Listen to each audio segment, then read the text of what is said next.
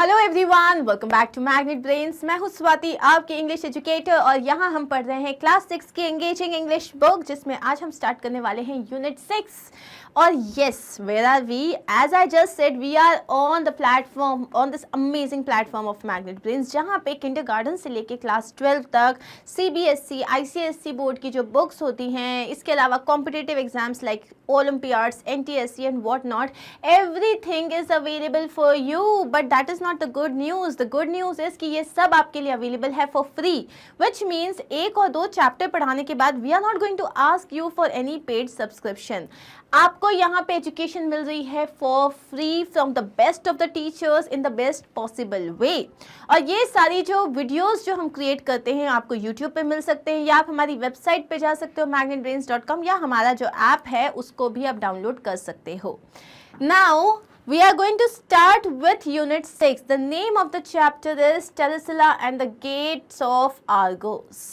अब Telesilla and the Gate of Argos, तो यहाँ पे before I start the chapter you should know certain things, like Telesilla is a woman, okay, and here this woman is all about bravery and wisdom and loyalty and heroism.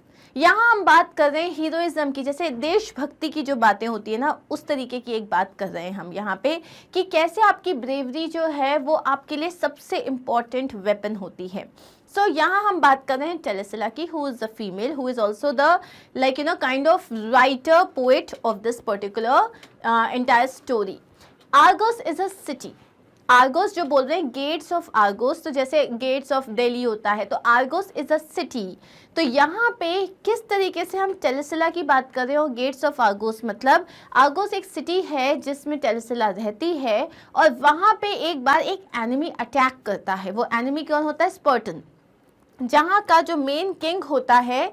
अब वहाँ पे ये हम पढ़ेंगे अभी आगे, जो जहाँ से क्लियोमेनस जो उसका मेन जो किंग होता है वो इसको हथियाना चाहता है, वो आर्गोस पे कब्जा करना चाहता है।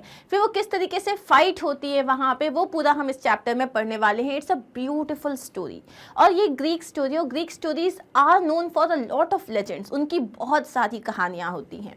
सो यहाँ पे अब हम देखते हैं, सबसे पहले राइटर कौन है? Lari don.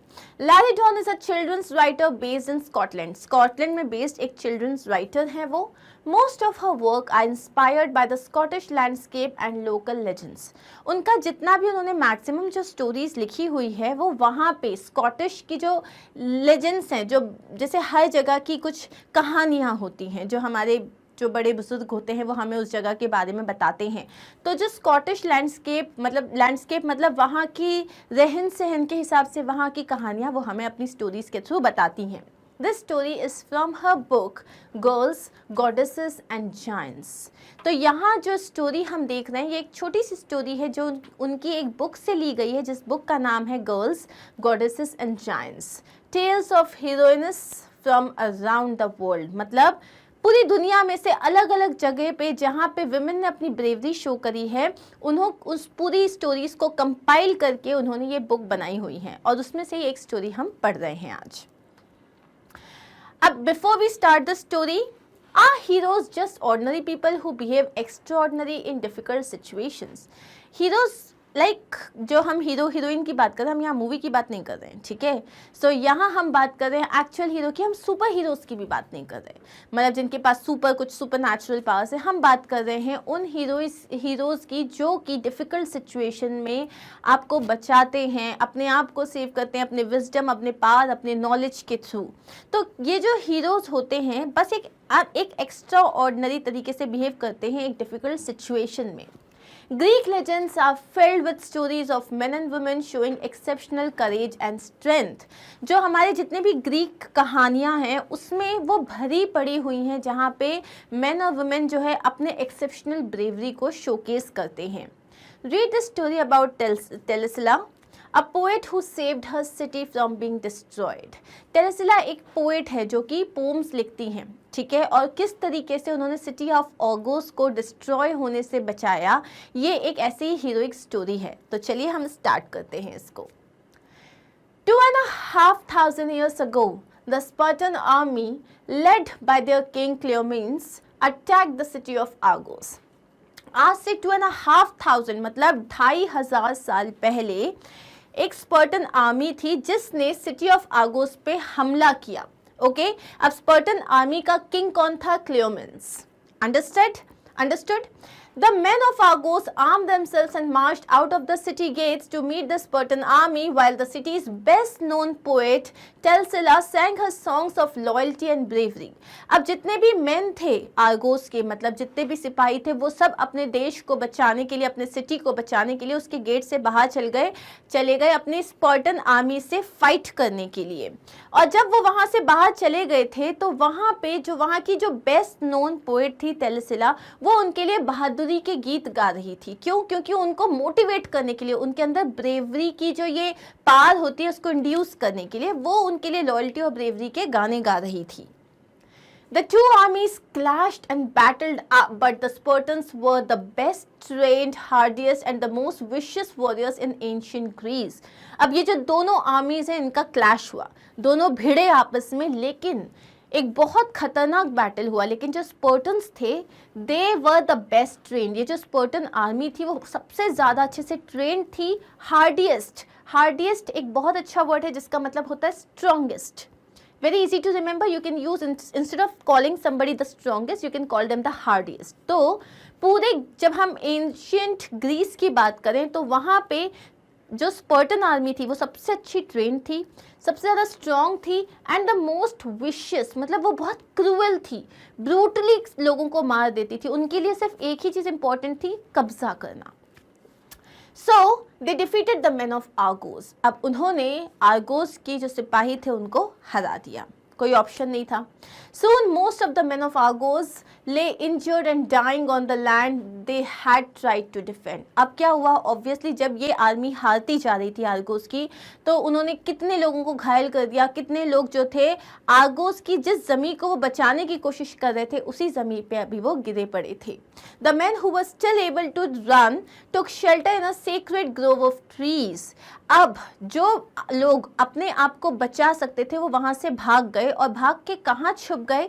In a sacred grove of trees, मतलब ट्रीज का एक बहुत बड़ा जो है ग्रीन लैंडस्केप था जिसको बहुत ज़्यादा सेक्रेड माना जाता था कि वहाँ पे जो है भगवान बसते हैं जैसे। सो वो लोग सेक्रेड ग्रोव का मतलब क्या होता है?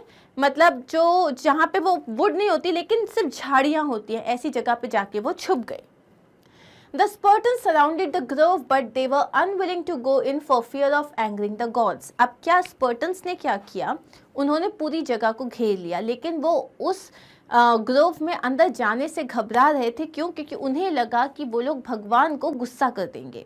और ग्रीक्स में ऐसा था, ग्रीक गॉड्स को, कि आप उन्हें अनॉय कर दोगे तो वो आपसे रिवेंज लेते हैं या आपको हार्म करते हैं, ऐसी उनकी धारणाएं थी। तो यहाँ पे उन्होंने क्या सोचा कि अगर हम ग्रोव के अंदर गए तो भगवान हमसे गुस्सा हो जाएंगे, and this is something we can not do. So Cleomenes tricked the men of Argos by calling out their names individually and claiming that their families in the city had paid ransoms for their safety. अब इसलिए स्पर्टन army में जो king थे उनके क्लियोमेन्स, इन्होंने क्या किया? एक ट्रिक करी, खेल खेला उन्होंने क्या किया? जो लोग अंदर छुपे हुए थे एक एक इंसान का नाम लेके उसे बाहर बुलाया, ये बोल के कि आपकी जो फैमिली मेंबर्स हैं उन्होंने आपको छुड़ाने के लिए पैसे दिए हैं, रैंसम दिया है। रैंसम मतलब क्या होता है? जैसे कोई को आपने प्रिजनर बनाया, उसको छुड़ाने के लिए जो आप पैसा देते हो उसे रैंसम कहते हैं। तो उन्होंने बोला आपकी फैमिली ने रैंसम दे दिया, अब आप बाहर आ सकते हो। अब इसमें क्या हुआ? लोगों ने बिलीव कर लिया, तो वो एक एक का नाम लेके बुला रहे थे। जैसे ही वो इंसान बाहर आता वो उसको शूट कर देते थे। ठीक है, the men came out one by one and the Spartans killed them. और लोग क्या होता था, बिलीव करके वो लोग एक एक करके बाहर आते थे, लेकिन जो स्पर्टन्स थे वो उनको मार डाल रहे थे। When the few men left in the grove finally realized they were being tricked and refused to come out. अब क्या हुआ? जब कुछ ही लोग बचे हुए थे उस ग्रोव के अंदर, उन्हें समझ में आ गया ये जो स्पर्टन आर्मी है वो उन्हें ट्रिक कर रही है, और उन्होंने बाहर आने से मना कर दिया। क्लियोमेन्स gave orders to burn down the grove. तो क्लियोमेन्स ने ऑर्डर दिए कि इस पूरे ग्रोव को ही जला दो, ये जल जाएगा, इसके साथ जो इसके अंदर लोग छुपे हुए हैं वो भी जल जाएंगे। Then the Spartans started to march on the city. अब जैसे उन्होंने सबको जला दिया, पूरा उनका चेहरा ऐश हो गया, और अब वो सिटी के अंदर जाने लग गए। The women of Argos were watching from the top of the walls and singing Telsila's songs of lamentation. अब जितने भी women थी आर्गोस की, उनको दिख गया कि उनके लोग हार चुके हैं और अब ये जो सेना है ये अंदर आ रही है, जहाँ पे अब ये लोग कहाँ थे, वॉल के एकदम टॉप पे थे, और वहाँ से जो टेल्सिला थी उनके लिए गाने गा रही थी, उनके लिए ब्रेवरी के, लॉयल्टी के गाने गा रही थी। लेमेंटेशन मतलब सौरो। अब वो जो है वो कैसे गाने गा रही थी, अब वो सौरो के गाने गा रही थी, क्योंकि वो देख सकती थी कि अब लोग हार चुके हैं। They had seen their men lose the battle and now gathered together. उन्होंने देखा कि अब जो है हमारे जो लोग हैं वो हार चुके हैं और सब इकट्ठा होके एक साथ खड़े हो गए थे। Telesilla said, "We can expect no mercy from these dishonorable Spartans if they enter our city." उसने कहा अगर ये जो स्पर्टन्स हैं, ये जो डिसऑनरेबल स्पर्टन्स हैं, जिनको किसी बहुत जो ब्रूटल हैं, बहुत क्रूअल हैं, तो हम इनसे किसी भी तरीके की हमदर्दी की या मर्सी की उम्मीद नहीं कर सकते, ये हमारे साथ बहुत गलत व्यवहार करेंगे। One woman said, "We should run." हमें भाग जाना चाहिए। एक ने कहा हम यहाँ से भाग जाते हैं। Another said, "We should bar the gates." एक ने कहा हमें गेट्स को बंद कर देना चाहिए। बार मतलब क्या होता है, lock. But Telesilla shook her head, लेकिन टेल्सिला ने मना किया। उसने क्या कहा, If we run the Spartans will chase us and catch us. अगर हम भागेंगे तो वो हमें दौड़ के पकड़ लेंगे। If we bar the gates, the Spartans will break them down or burn our city like they burned the sacred grove. अगर हमने गेट्स को लॉक किया तो या तो वो उस ताले को तोड़ देंगे या तो इस सिटी को वैसे ही जला देंगे जैसे उन्होंने सेक्रेड ग्रोव को जला दिया। We must drive the Spartans away. हमें उन्हें यहाँ से भगाना पड़ेगा। तो सबने पूछा हाउ, कैसे? टेल्सिला एक्सप्लेन्ड हर प्लान। उसके दिमाग में एक प्लान था, उसने बोला इस तरीके से। She posted all the children and slaves, all the old men and old women on the top of the city walls with pots to look like helmets and brooms to look like javelins. उसने क्या किया, जितने भी छोटे बच्चे थे, slaves थे, जितने भी बूढ़े औरत थे, बूढ़े जितने भी आदमी लोग थे, जो लोग लड़ने के लिए सक्षम नहीं थे, उन्होंने उनको टॉप ऑफ द वॉल पे भेज दिया। प्लस उनके हाथ में झाड़ू दे दी जिसको वो भाले की तरह यूज़ कर सकते हैं, और सर पे उनके जो है मटका लगा दिया जिसको वो एक तरीके से हेलमेट की तरह यूज़ कर सकते हैं। Then she gathered all the spare armour. फिर जितना भी बचा हुआ आर्मर मतलब जितने भी बचे हुए हथियार थे उसने उन सबको इकट्ठा किया। मतलब आर्मर मतलब प्रोटेक्टिंग, जो आप नहीं पहनते हो जब कोई फाइट में जाते हो तो आप अपनी बॉडी को कवर करने के लिए पहनते हो, उसे हम आर्मर कहते हैं, शील्ड जैसा। तो उसने आर्मर कलेक्ट किया, शील्ड्स कलेक्ट किए, हेलमेट कलेक्ट किए, जितनी भी बचे हुए भाले थे, जितनी भी बची हुई तलवारें थी, उन सबको उसने कलेक्ट किया, और जितनी विमेन फाइट करने लायक थी, जो एबल थी, उन सबको दे दिया, उन सबको पहना दिया। She led them out of the city and she lined them up to defend the gates of Argos. तो जैसे कि सिपाही लोगों ने गेट ऑफ आर्गोस के बाहर जाके अपने आप को खड़ा कर लिया था टू प्रोटेक्ट द सिटी, उन्होंने भी वही किया। वो सब बाहर गए, सिटी के गेट के बाहर चले गए, वहाँ जाके उन्होंने अपनी सिटी को प्रोटेक्ट करने के लिए वहाँ पे खड़े हो गए। There was no time for Telsila to recite a stirring poem about courage and honor because the Spartans were already upon them.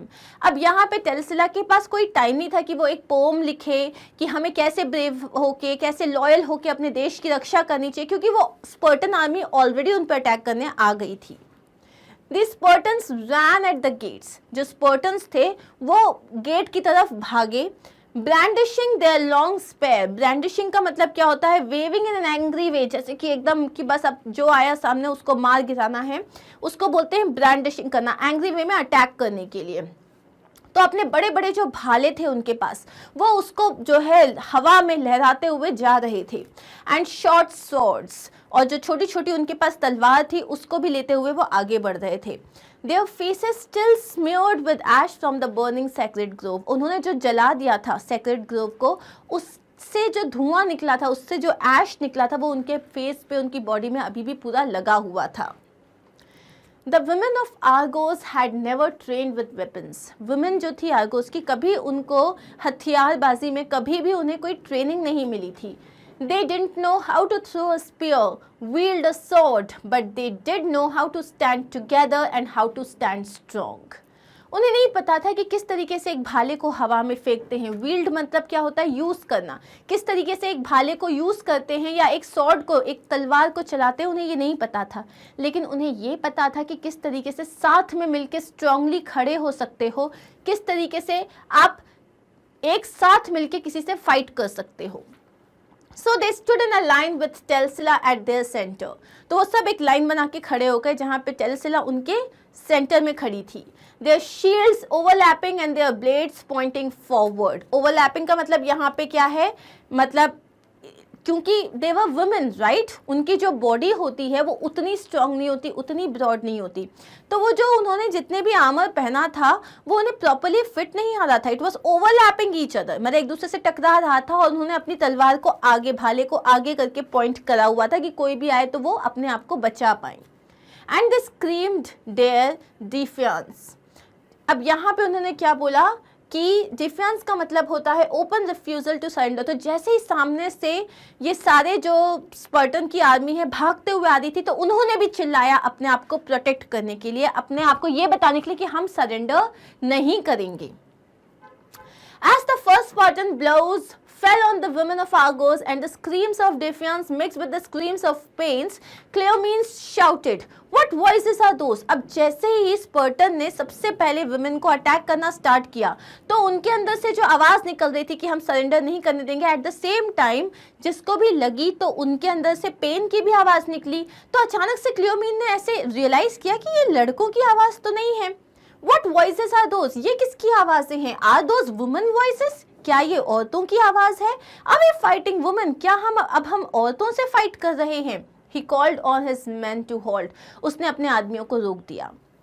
Then Telsila pulled off her helmet and said, टेल्सिला ने अपना हेलमेट निकाला और क्या कहा? We are the women of Argos and we are defending our homes. हम Argos city की women हैं और अब हम अपने सिटी को बचा रहे हैं, यहाँ पे हम उसको डिफेंड कर रहे हैं। क्लियोमीन्स फ्राउंड। क्लियोमीन्स ने ऐसे सोचा इनका दिमाग खराब हो गया, उसने फ्राउन किया। He did not mind being called a bully or a tyrant or even a cheat. लोग उसको बुली कहते थे, उसको कोई फर्क नहीं पड़ा। लोग उसको टायरेंट कहते थे, क्रूअल लीडर कहते थे, उसे फर्क नहीं पड़ा। लोग उसको चीट भी कहते थे, उसे कोई फर्क नहीं पड़ा। He did not mind how he won battles against other warriors. उसे कभी कोई फर्क नहीं पड़ता था कि किसी को धोखा देके उसने कोई बैटल जीता है या एकदम क्रूएलिटी के साथ जीता है। But he knew there was no way he could emerge from a battle against women looking strong and glorious. लेकिन उसे एक बात पता थी कि किसी भी तरीके से अरे मैंने तो औरतों को हरा दिया करके वो अपना स्वाभिमान बढ़ा नहीं सकता था। वो जो है he could not look strong and glorious after defeating women. उसको ये चीज़ पता थी। If he beat them, अगर वो इन women को मारेगा, no one would respect it as a serious victory. कोई उसको as a victory लेगा ही नहीं कि हाँ तुमने तो औरतों को हराया है, कौन सी बड़ी बात करी है। So he ordered his men to step back and let them away from city of Argos. तो उसने अपने men को क्या ऑर्डर दिया कि भैया यहाँ पे उन लोगों को जाने दो, मतलब let them go, don't harm them. Telsila led the women of Argos back through the gates. उसने सारी जो आर्गोस की जो जितनी भी फीमेल्स थी उनको वो वापस अंदर लेके आ गई। As Cleomenes marched his men towards Sparta. अब ये जो स्पर्टन आर्मी है ये इनकी सिटी का नाम क्या था? स्पर्टा। अब जब वो लोग वापस स्पर्टा की तरफ जा रहे थे, he blamed his failure to take Argos on the gods he had annoyed when he burned the sacred grove. तो उसने क्या किया ये नहीं बताया कि क्योंकि वो विमेन से झगड़ा करने वाला था इसीलिए उसने जो है उस फाइट को ख़त्म कर दिया। उसने ये बोला कि हम इसलिए हार गए क्योंकि हमने वो जो सेक्रेड ग्रोव था जला दिया था, उसकी वजह से भगवान हमसे गुस्सा हो गए, उसकी वजह से हम हार गए। इन अ वे उसने ये नहीं बताया कि वुमेन उससे लड़ने के लिए आ गई थी और वुमेन को बचाने के लिए और अपनी ग्लोरी को साबित करने के लिए उसने उनसे झगड़ा नहीं किया और पूरा इल्ज़ाम किस पे डाल दिया? भगवान पे, right. But the people of Argos knew who had saved them. लेकिन आर्गोस के लोगों को पता था कि उन्हें किसने बचाया है। They put up a marble statue of Telesilla. उन्होंने बाद में टेल्सिला का एक बहुत बड़ा स्टैच्यू बनवाया। अ statue of a woman with books at her feet and a warriors helmet in her hand. एक ऐसा स्टैच्यू बनवाया उन्होंने जिसके पैरों के पास बुक्स रखी हुई थी और उसके पास जो था एक हेलमेट था, मतलब she was all capable. a statue to celebrate a woman who knew the power of the word and the power of the sword. उन्होंने एक ऐसी वो एक पोएट थी, वो राइटर थी, इसीलिए उन्होंने बुक्स रखी, plus at the same time वो बहुत ज़्यादा ब्रेव थी, इसलिए उन्होंने उसके साथ एक स्वॉर्ड, मतलब वो बताना चाहते थे कि वुमेन अगर उसके अंदर पावर है वर्ड का plus at the same time power है स्वॉर्ड का, तो वो किसी भी चीज़ से लड़ सकती है। उसकी हीरोइज्म को बताने के लिए उन्होंने ये स्टैच्यू क्रिएट किया था। एंड दैट पहला क्वेश्चन फ्यू लाइन्स में आंसर करना है। What did Telsila do when the men of Argos marched out to fight the Spartan army? So Telsila जो है उसने क्या किया था, जैसे ही जो men of Argos थे they were going out to fight the Spartan army. जब initially जब वो लोग बाहर जा रहे थे तब वो क्या कर रही थी?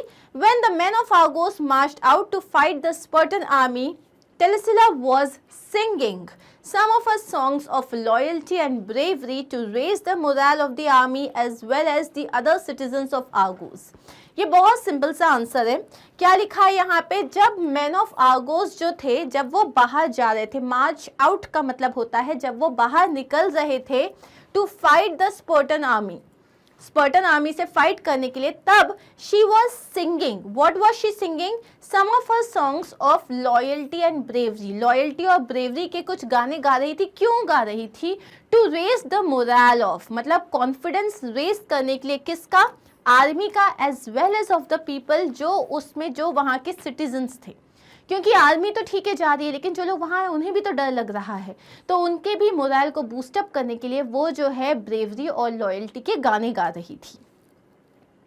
Next question is how did Cleomenes trick the surviving men of Argos?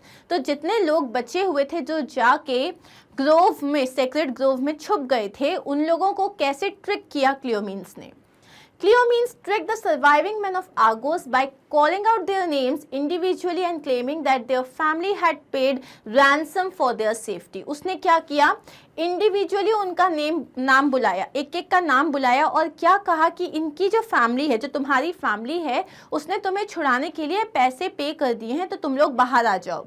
When the men came out, अब जैसे ये लोग बाहर आए, the Spartans killed them, और स्पार्टन्स ने उन्हें मार दिया, एक एक करके उन्होंने सबको मार दिया। Describe the preparations Telesilla made to face the Spartan army. अब जब टेल्सिला ने रियलाइज किया कि मैन जो हैं वो पूरे डिफीट हो चुके हैं, अब कोई नहीं बचा है, उन्हें अपने आप को प्रोटेक्ट करना है, तो उसने क्या प्रिपरेशन करी? सबसे पहले Telsila posted all the children, slaves, old men and old women on top of the city walls with pots to look like helmets and brooms to look like javelins. उसने सबसे पहले क्या किया? जितने भी बच्चे थे, जितने भी नौकर लोग थे, स्लेव्स थे, उसके अलावा जितने भी बूढ़े आदमी और बूढ़ी औरत थी, उन सबको उसने टॉप ऑफ द वॉल पहुंचा दिया। कहाँ पे उन्हें रखा? Top of the city walls, जहाँ पे उन्होंने उनको पॉट्स पहना दिए, जैसे कि लगे कि वो उनके लिए जो है क्या है, हेलमेट्स हैं, प्लस उनको झाड़ू दे दी जो कि कैसी लग रही थी? भाले की तरह दूर से दिखाई दे रही थी। Then she gathered all the spare armour, shields, helmets, swords and javelins in the city and armed all the able women. फिर उन्होंने क्या किया?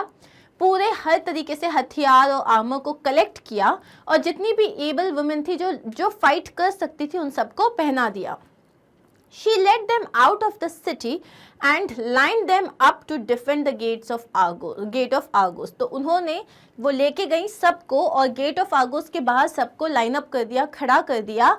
क्यों खड़ा किया? अपनी सिटी को बचाने के लिए कि वो लोग वहां फाइट करें और सिटी के अंदर स्पार्टन आर्मी को आने से रोक दें। क्लियर?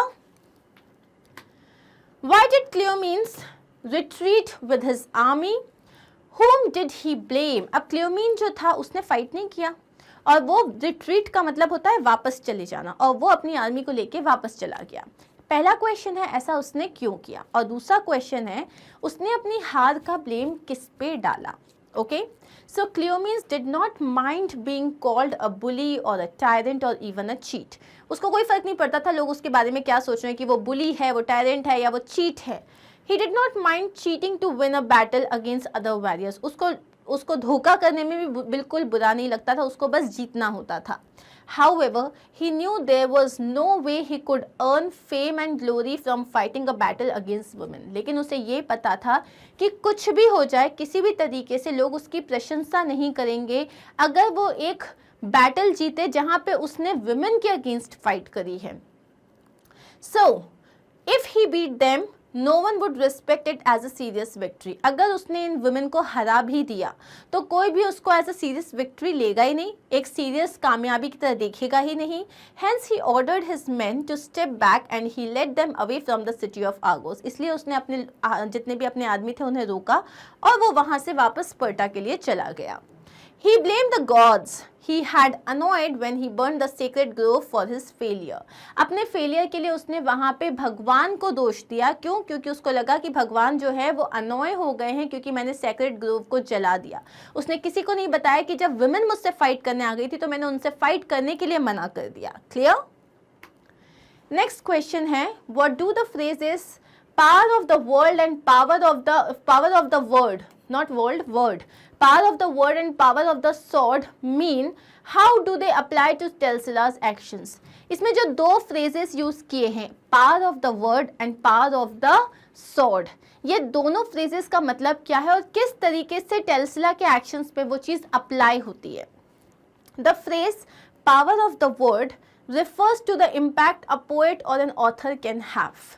जैसे हमारे देश में भी जब लोग फ्रीडम फाइटर्स जितने भी थे उन लोगों के लिए जब ये सरोजनी नायडू, रविंद्रनाथ टैगोर जब ये लोग पोम्स लिखा करते थे तो ऐसा लगता था उनके जो ना रोंगटे खड़े हो जाते थे।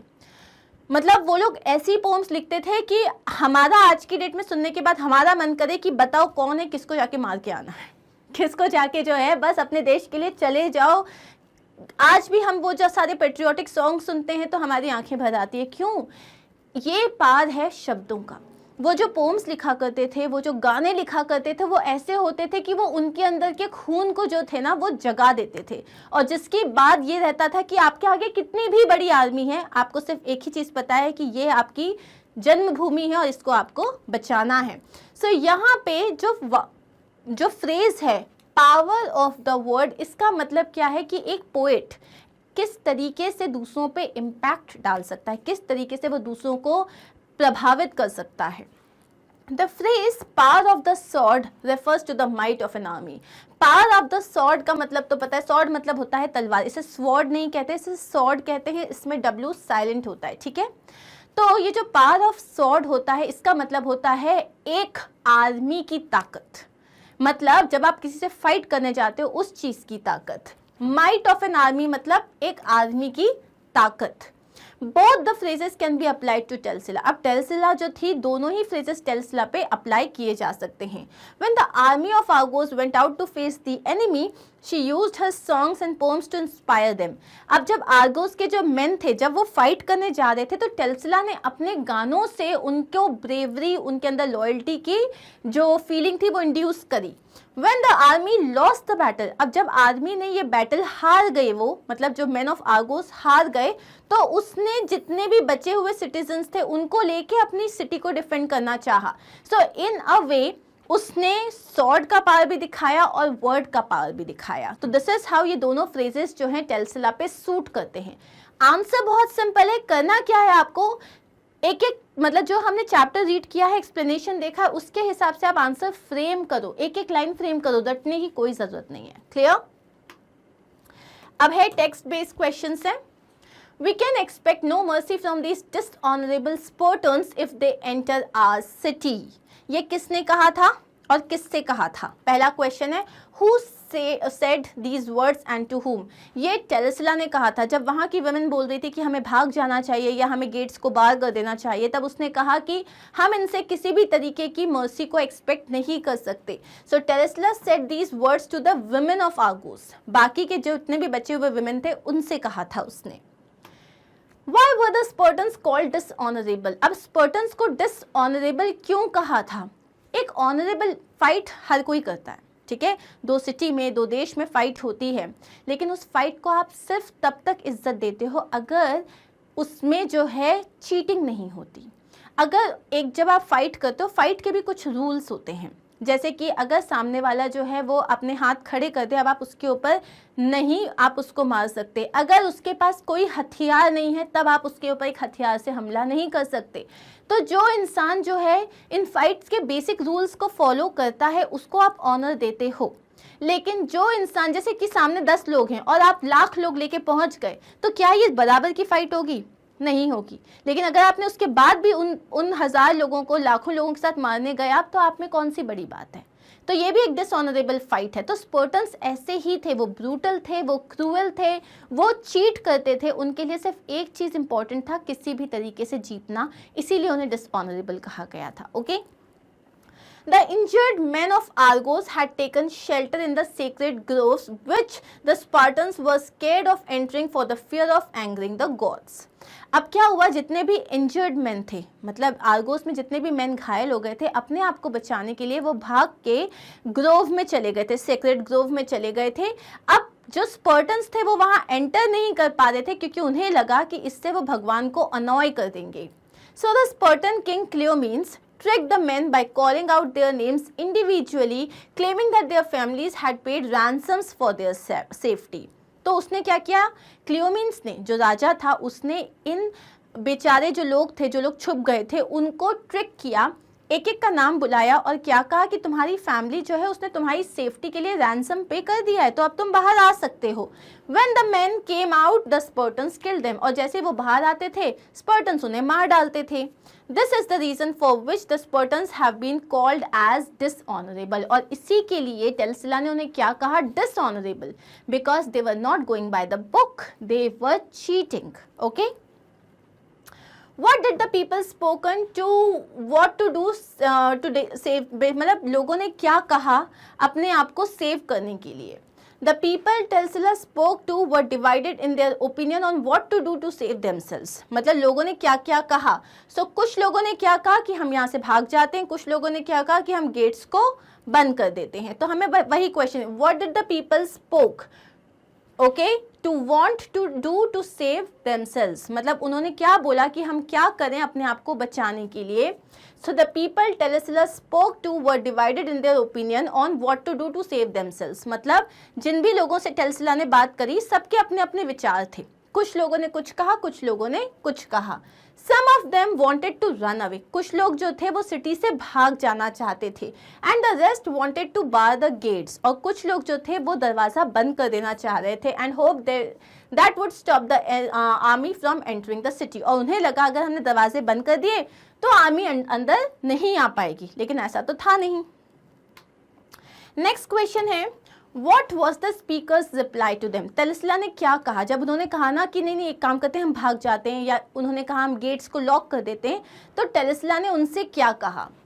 The speaker said that if they ran, speaker ने कहा कि अगर वो भाग जाएंगे, the Spartans would chase and catch them. स्पर्टन्स भाग के उन्हें पकड़ लेंगे। If they would bar the gates, the Spartans would break them and burn the city like they had burned the sacred groves. और अगर वो उन्होंने दरवाज़ा बंद कर दिया तो वो लोग या तो उसको जला देंगे जिस तरीके से उन्होंने सेक्रेड ग्रोव को जला दिया, या तो वो उसको तोड़ के अंदर आ जाएंगे। And that is why she did not agree with these two ideas.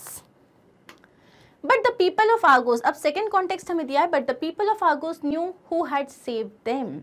लेकिन आर्गोस के लोगों को पता था कि एक्चुअल में उन्हें किसने बचाया है। Who had saved the people of Argos and from what, किसने आर्गोस के लोगों को बचाया था और किससे बचाया था। तो किसने बचाया था, टेलसिला ने बचाया था। किससे बचाया था, स्पार्टन आर्मी से बचाया था। So Telesilla had saved the people of Argos. Telesilla ने क्या किया था, लोग जो आर्गोस के पीपल थे उनको बचाया था।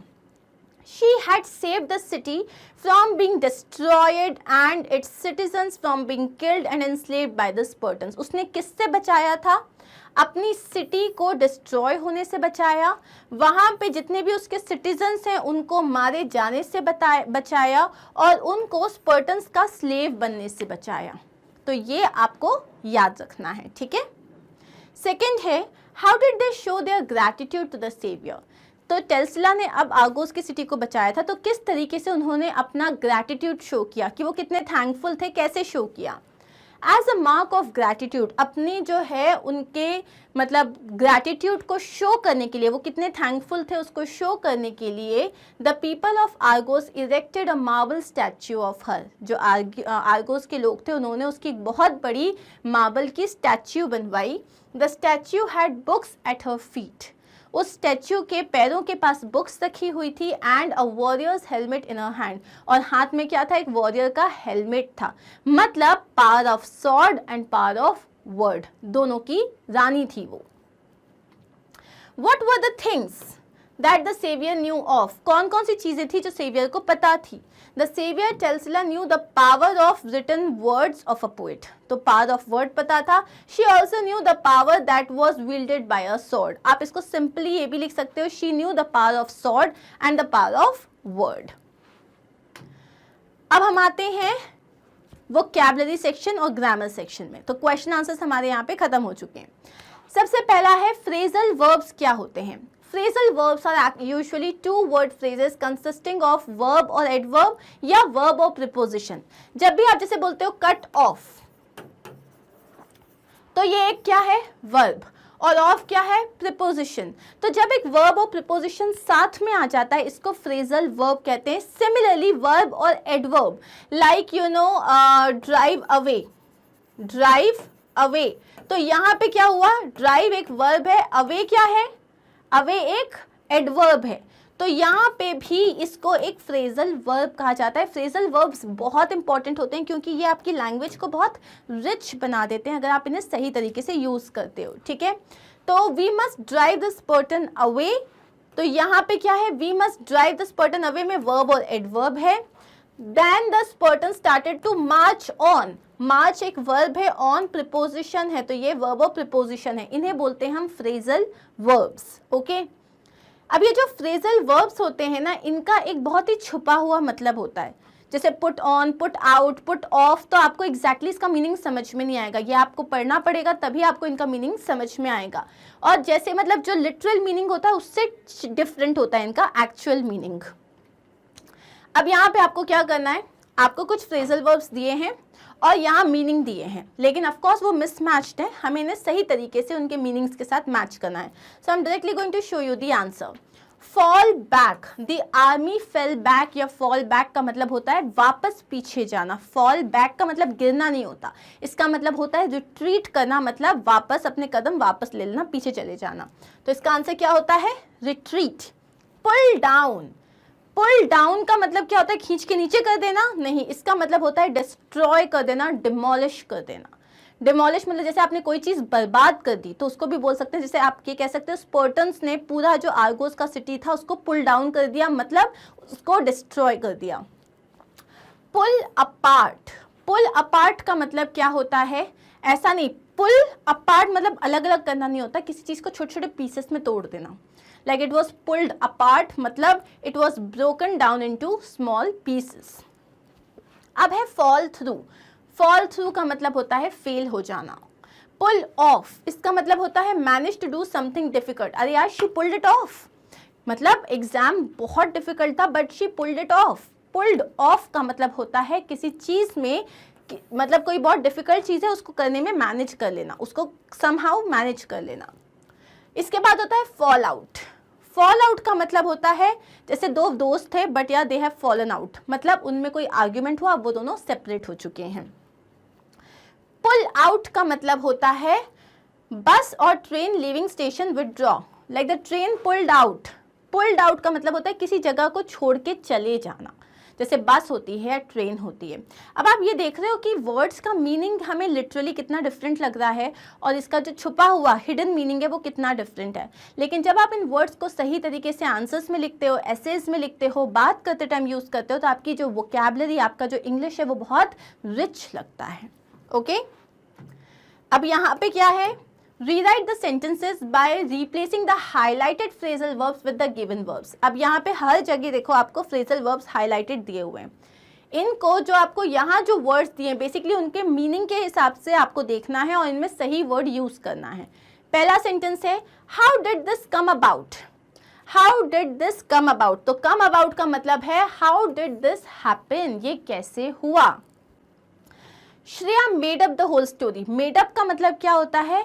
मन से बनाना। लाइक जैसे किसी ने झूठ बोला, आपने बोला अरे he is making this up, मतलब वो झूठ बोल रहा है। So Shreya invented the whole story, मतलब उसने नई स्टोरी बनाई, ऐसा कुछ हुआ नहीं था। ही turn down the job offer. Job offer को टर्न डाउन कर देना मतलब होता है रिजेक्ट कर देना, सो रिफ्यूज कर देना। He refuse the job offer. I gave up playing cricket years ago. मैंने गिव अप कर दिया मतलब छोड़ दिया। आई स्टॉप्ड, आंसर क्या है? I stopped playing cricket years ago. Next is I am trying to work out the sum. What is the meaning of work out the sum? Sum मतलब एक कोई मैथ्स का प्रॉब्लम है, मैं कोशिश कर रहा हूं इसको सॉल्व करने का, तो वर्कआउट का मतलब होता है सॉल्व करना। Next is turn down the volume please. Turn down मतलब कम कर दो, lower the volume please. And the last is hold on a minute, I will come with you. hold on मतलब क्या होता है? hold on मतलब पकड़ के रखो नहीं, रुक जाओ, थोड़ा सा वेट कर लो। wait a minute, I'm coming down. okay? अब हम आते हैं nouns में। हम यहाँ बात करें सिंगुलर और प्लूरल नाउन की। So complete the sentences with the correct form of the given nouns. इसके लिए आपको क्या पता होना चाहिए? इसके लिए आपको ये पता होना चाहिए कि भैया अगर आप ये नहीं कर सकते हेयर का प्लूरल हेयर्स कर दिया, शीप का प्लूरल शीप्स कर दिया, तो यहाँ आपको एग्जैक्टली पता होना चाहिए कि किस वर्ड का प्लूरल क्या होता है। The priest distributed several dash. Loaf मतलब क्या होता है? एक ब्रेड का पीस नहीं होता, जैसे ब्रेड होती है ये पूरा होता है, इसके बाद आप इसके पीसेस करते हो। अगर आपने इसे पीसेस नहीं किया, ये एक पूरा का पूरा बेक होके ऐसे निकला, इसे बोलते हैं लोफ ऑफ ब्रेड, ठीक है। और अगर आपने बोला ये हो गए पीसेस ऑफ ब्रेड। अब ऐसे बहुत सारे अगर लोफ हैं तो उन्हें लोव्स कहते हैं, एफ हट के VES लग जाता है, and this is your spelling, loaves of bread. Next है the dash for our history examination is quite lengthy. syllabus जो होता है ये होता है प्लूरल, syllabi जो होता है वो होता है singular. She asked dash passerby for help when she got hurt. जब उसे लग गई तो जो लोग वहां से गुजर रहे थे, गुजरने वाले लोगों को कहते हैं पासर बाय। अब बहुत सारे होते हैं तो आप यहाँ पे पासर्स बाय बोलोगे, पासर बायज नहीं कहोगे, पैसर्स बाय आएगा। जैसे ब्रदर इन लॉ होता है, लोग क्या बोलते हैं? अरे मेरे ब्रदर इन लॉज आए थे। ब्रदर इन लॉज नहीं आए थे, ब्रदर्स इन लॉ आए थे। एस कहाँ लगेगा? मेन वर्ड पे लगेगा। क्लियर? अब है I was presented a bouquet of dash. अब बुके ऑफ कौन सा फ्लावर? लिली। अब लास्ट में क्या आ रहा है? वाई। वाई अगर आ रहा है तो उसको हटा के IES लगा दो, तो ये हो जाएगा lilies. Next is there are several species of deer. अब बेटा डियर का डियर्स नहीं होता, डियर का डियर ही रहता है, उसमें चेंजेस नहीं करना। Last is Shakespeare wrote some of the greatest dash in English literature. Shakespeare ने इंग्लिश लिटरेचर में कुछ बहुत ही अच्छी ट्रैजिक स्टोरीज लिखी हैं, तो हम उन्हें बोलेंगे ट्रेजिडीज, DIES हो जाएगा। ओके? अब हम आते हैं नेक्स्ट जेंडर में, मतलब मैस्कुलाइन जेंडर, फेमिनाइन जेंडर, या फिर हम बात करते हैं न्यूटर जेंडर की, मतलब जो कि किसी में नहीं आता। जैसे बुक का कोई जेंडर होता है क्या? नहीं। फैन का कोई जेंडर है? ये जो पेन है ये फीमेल है या मेल है? नहीं है, तो ये न्यूटर जेंडर में आएगा। ठीक है? कॉमन जेंडर क्या होता है? जो फीमेल भी हो सकता है और मेल, जैसे डॉक्टर। अब डॉक्टर मेल भी हो सकता है, फीमेल भी हो सकता है। चाइल्ड मेल भी हो सकता है, फीमेल भी हो सकता है। टीचर अगर आपने सिर्फ कहा है तो वो मेल भी हो सकता है, फीमेल भी हो सकता है। तो ऐसे आते हैं कॉमन जेंडर में, बाकी आते हैं न्यूटर जेंडर में। तो अब आपको क्या करना है? Rewrite the sentences by changing the gender of the words in italics. यहाँ पे जितने भी आपको वर्ड्स दिए हुए हैं, बेसिकली आपको यहाँ पे सिर्फ और सिर्फ मेल को फीमेल बनाना है, फीमेल को मेल बनाना है। जैसे कि है the king marched his main towards Argos. तो आप यहाँ बोलोगे द क्वीन, किंग का क्या हो जाएगा? क्वीन, मार्च्ड, हिज का क्या हो जाएगा? हर, मेन का क्या हो जाएगा? Women, towards Argos. Okay? The count and the duchess decided to get married. अब काउंट का हो जाएगा काउंटेस और डचेस का हो जाएगा ड्यूक। क्या हो जाएगा? Duke decided to get married. The horse gave the bride a rough ride. Horse का हो जाएगा मेयर, हॉर्स का फीमेल होता है मेल, ब्राइड का हो जाएगा bride groom. The hen chase the goose into water, hen का क्या हो जाएगा रूस्टर, hen का क्या हो जाएगा रूस्टर, और गूस का हो जाएगा gander. The maid servant decided to work for the landlady, maid servant क्या हो जाएगा मैन सर्वेंट, मेड सर्वेंट मतलब कोई बाई नौकरानी, और मैन सर्वेंट का मतलब होता है नौकर। सो नौकर ने किसके लिए डिसाइड किया काम करना, लैंडलॉर्ड की जगह, लैंड लेडी की जगह हम कर देंगे लैंड लॉर्ड। तो ये रहे हमारे आंसर्स। क्लियर? अब आते हैं हम काउंटेबल और अनकाउंटेबल नाउन पे। जैसे हमने बोला शुगर, तुम शुगर को काउंट कर सकते हो? तुम शुगर को काउंट नहीं कर सकते, शुगर के दाने काउंट करने पड़ेंगे ऐसे ऐसे करके। मम्मी ने बोला पता चला कि जाओ 1 लाख क्रिस्टल लेके आ जाओ, तो तुम वहां गए दुकान में और 2 दिन तक क्रिस्टल गिन रहे हो, ऐसा नहीं हो सकता ना। तो मम्मी क्या बोलती है, भाई 1 किलो लेके आ जाओ या 2 किलो लेके आ जाओ। तो जिन चीज़ों को आप मेजर कर सकते हो लेकिन काउंट नहीं कर सकते उन्हें हम अनकाउंटेबल बोलते हैं। जैसे मैं तुमसे बहुत प्यार करता हूँ, कितना, 2.5 किलो, 5 किलो, आज तुमने कम किया 10 किलो, बेसिकली ऐसे नहीं बता सकते ना हम, ये भी अनकाउंटेबल होते हैं। फीलिंग्स अनकाउंट, आज मुझे बहुत गुस्सा आ रहा है, पूरे 250 ग्राम, ठीक है, क्योंकि इससे ज़्यादा मुझे आ नहीं सकता। तो अनकाउंटेबल और काउंटेबल में सिर्फ यही डिफरेंस है, जिन्हें आप चीज़ों को मेजर कर सकते हो लेकिन काउंट नहीं कर सकते उन्हें अनकाउंटेबल बोलते हैं, और जिन्हें आप मेजर कर सकते हो लेकिन आप नाप नहीं सकते, एग्जैक्टली काउंट नहीं कर सकते, वो काउंटेबल हो सकते हैं। क्या बोला मैंने, एक सेकेंड, जिन्हें काउंट कर सकते हैं वो काउंटेबल, जिन्हें नहीं काउंट कर सकते वो अनकाउंटेबल, सिंपल। तो अब हम यहाँ पे आ जाते हैं। The women of Argos defended their honour या ऑनर्स। भाई ऑनर्स नहीं हो सकता, तुम्हारी इज्जतें होती हैं, कभी सुना है तुम्हें मैं अपनी इज्जतों को बचा रहा हूँ? नहीं, तुम अपनी इज्जत को ही बचाओगे। तो ऑनर्स कुछ नहीं होता, honour is the answer. I will provide you with the equipment और equipments you will need for the job। आप मेरे को प्रोवाइड करोगे इक्विपमेंट, इक्विपमेंट्स कुछ नहीं होता, चाहे 10 तरीके के इक्विपमेंट यूज करो फिर भी एस नहीं लगेगा। Next is the dash are lovely dark and deep. अब देखो, वुड का मतलब होता है लकड़ी, लेकिन वुड्स का मतलब होता है जंगल, तो यहाँ क्या यूज करोगे, वुड्स। ओके, नेक्स्ट देख लेते हैं। There is a pile of dash beside the road। There is a pile of, pile का मतलब होता है, पाइल का मतलब एक के ऊपर एक रख देते हैं ना, तो उसको अपन बोलते हैं पाइल। बुक्स को एक के ऊपर एक रख दिया तो पाइल हो जाता है, ठीक है। So there is a pile of bricks, क्योंकि बहुत सारी हैं तो ब्रिक्स आएगा। Can you give me some informations, क्या आप मुझे कुछ जो है इंफॉर्मेशंस दे सकते हो? भाई 1 दे रहे हो या 5, इंफॉर्मेशन ही बोलना है, एस कभी मत लगाना, ठीक है। इज देयर एनी फूड और फूड्स, खाने हैं, मुझे कुछ खाने चाहिए, ऐसा होता है, मुझे कुछ खाना चाहिए, मुझे बहुत सारा खाना चाहिए, खाना खाना ही रहता है, एस नहीं आएगा। सो ये रहे हमारे answers. Clear? And here we are done. Thank you so much, I hope you understood everything well. Do not forget to like, share and subscribe this video and visit our website which is magnetbrains.com, जहां पे आपको सिर्फ class select करनी है, subject select करना है, topic select करना है और आपका वीडियो स्टार्ट हो जाएगा। Everything is organize for you and Magnet Brains Hindi भी है, जो आप अपने हिंदी मीडियम के स्टूडेंट्स को बता सकते हो कि भाई टेंशन लेने की जरूरत नहीं है, मैग्नेट ब्रेन्स अब आपके साथ हिंदी में भी है। सो सब्सक्राइब करो, what are you waiting for. और इस वीडियो को मुझे चाहिए एक बड़ा सा like. Okay, take care, bye.